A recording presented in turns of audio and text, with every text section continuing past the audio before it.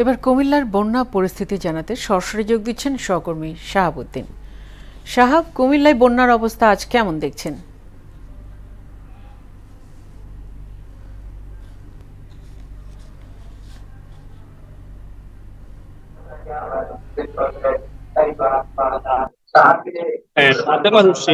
ধন্যবাদ আপনাকে। আপনি জানাচ্ছিলেন আসলে কুমিল্লার মানুষ কিন্তু ভালো নেই, ভালো থাকার কথাও না। আপনি জানেন নিশ্চয়ই 17টি উপজেলার মধ্যে এরই মধ্যে কিন্তু 14টি উপজেলায় বন্যায় প্লাবিত হয়ে ব্যাপক ক্ষয়ক্ষতি হয়েছে।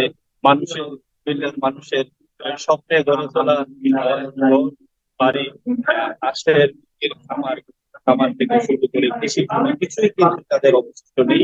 সবকিছু কিন্তু পানির নিচে নিমজ্জিত হয়ে গেছিল। আমি যদি আপনাকে বর্তমান অবস্থাটা একটু জানাই তাহলে বলতে হয় গোমতী নদীর পানি কিন্তু এরই মধ্যে কমতে শুরু করেছে, কিন্তু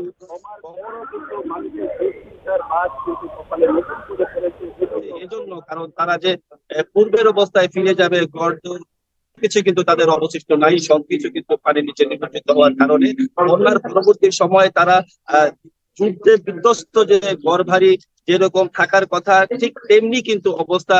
তাদের ঘর বাড়ির কোনো কিছু কিন্তু অবশিষ্ট নাই, সবকিছু কিন্তু পানির নিচে নিমজ্জিত হওয়ার কারণে তারা এখন তাদের তাদের স্বপ্নের যে ঘরদোর সেখানে তারা পূর্বের অবস্থায় ফিরে যাওয়াই কিন্তু তাদের জন্য এখন সবচেয়ে বেশি চ্যালেঞ্জিং। তো তারা চেয়েছে সরকারি এবং বেসরকারি ভাবে যারা বিগত দিন পাশে ছিল তারা যেন বন্যার পরবর্তী সময়টাও যেন তাদেরকে পাশে পাওয়া যায়। তো এই ছিল কুমিল্লার বন্যার সর্বশেষ পরিস্থিতি নিয়ে আমার কাছে সর্বশেষ।